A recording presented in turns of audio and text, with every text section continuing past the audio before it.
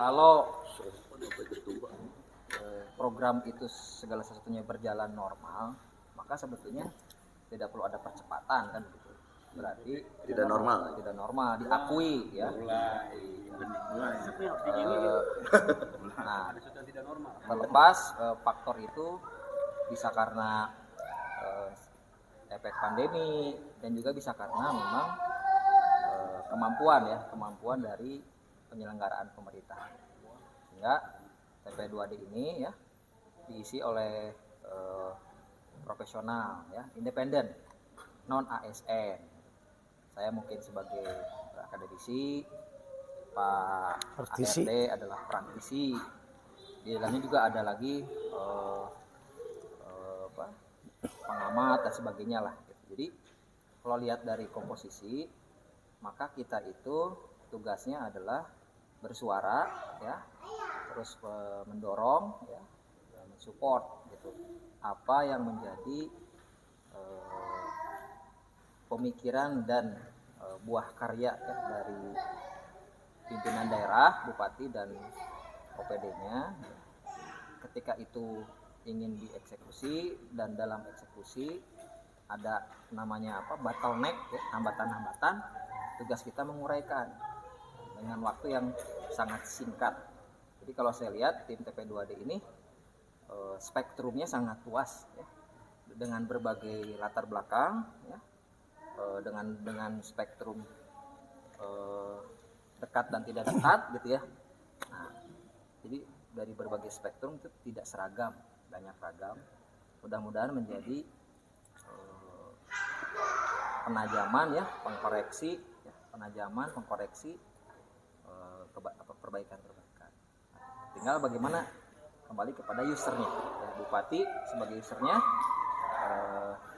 menindaklanjuti saran-saran rekomendasi dari tim TP2D ini. Jadi semoga ini menjadi buat untuk warga Subang ya. Ini bagi kami adalah panggilan Subang, panggilan negara, panggilan rakyat. Jadi pasti kita akan tegak lurus menjalankan fungsi dari TP2D. Masalahnya ya karena kita diberikan periode 1 tahun ya, dengan opsi perpanjangan. Pasti kami akan melakukan pembatasan masalah. Nah, setelah di mapping maka pembatasan masalah itu akan berbicara tentang infrastruktur dasar, ya, layanan dasar, ya, persoalan investasi, ya, kemudian persoalan produk unggulan daerah, dan persoalan BUMD dan persoalan PAD. Itu beberapa hal yang kita batasi. Saya sudah berbincang-bincang dengan wakil ketua ya.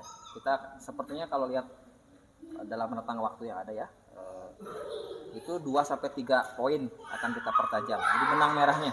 Jadi kalau ketemu benang merahnya nanti akan terurai yang lainnya. Nah, itu kita akan pertajam lagi. Ada pertemuan internal, ada rapat internal lagi untuk memappingkan ini. Saya kira kalau misalnya mengandalkan background saya sebagai akademisi ya, kan teknik pengumpulan datanya akan formal, normatif. Tapi karena ada beliau praktisi ya, juga mungkin sangat paham tentang pemerintahan di masa sekarang ini teknik pengumpulan datanya akan sangat kaya. Kita tidak hanya mungkin hanya sekedar ngobrol begini ya, kita juga bisa bertanya kepada masyarakat ya. Dari 5 tadi diambil 2 misalnya ya, kami melihat infrastruktur sama PAD itu yang sedikit kunci ya. Cara yang di luar kebiasaan untuk bisa mengenerate income karena ya tadi katakanlah dengan kondisi CSR perusahaan misalnya yang belum teroptimalkan ya. Juga kebocoran misalnya dari penerimaan kemudian selama ini tidak teroptimalkan ya itu harus teroptimalkan. Kita kan belum tahu kebocorannya di mana. Kan kita baru dibentuk kemarin tanggal 18 Maret. Tadi apa yang disampaikan oleh ketua bahwa kita ini istilahnya karena ada yang macet ya. Macet. Karena ada yang macet, ada kemandegan dari beberapa lini terkait masalah pembangunan Kabupaten Subang, maka dibentuklah tim percepatan pembangunan. Macetnya di mana? Kita lagi menggali. Ibaratnya begini, kita ini adalah dokter yang siap membuat resep bagaimana menyembuhkan penyakit. Namun si pasiennya terus terang nggak, sakitnya apa, yang dideritanya apa. Gitu. Pasiennya harus jujur. Kalau pengen sehat harus jujur, sakitnya dari mana. Jadi kita tahu, ibaratnya begitu. Jadi harus tahu ini sakitnya di sini, sakitnya di sini, sakitnya. Jadi kita tahu. Jadi resepnya kita akan kasih resepnya seperti ini. Jadi diagnosanya jelas kita ngasih obatnya. Jadi kalau pasiennya nggak jujur tentang sakitnya kita repot. Bagaimana mau bisa mempercepat? Karena harus dipahami lagi oleh rekan-rekan jurnalis bahwa TP2D yang sekarang hadir itu kita hanya mengawal dan mengawasi mana yang karena anggarannya sudah berjalan, sudah mau dilaksanakan, sudah diketok anggarannya. Jadi kita hanya mengawal mana yang akan memperlambat, menghambat dalam hal proses pembangunan yang akan dilakukan beberapa OPD itu. Nah inilah yang akan kita penyakitnya apa nih? Itu yang akan kita perbaiki sistem itu. Berapa orang yang terlibat di TP2D? Ini ketua 10 dengan iya.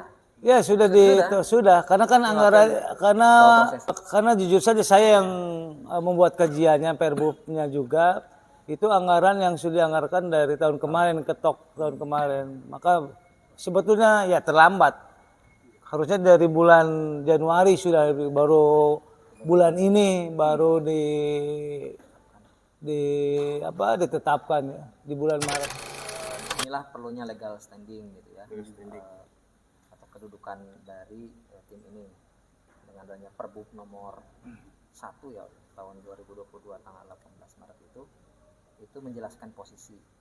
Jadi sekarang itu tinggal bagaimana fungsi dari tim ini. Kalau pertanyaannya di mana kedudukan sudah jelas, semua sudah jelas, tinggal bagaimana memfungsikan ini. Kaminya harus serius, tegak lurus ya, tidak punya kepentingan apa-apa. Usernya pun menindaklanjuti apa yang kita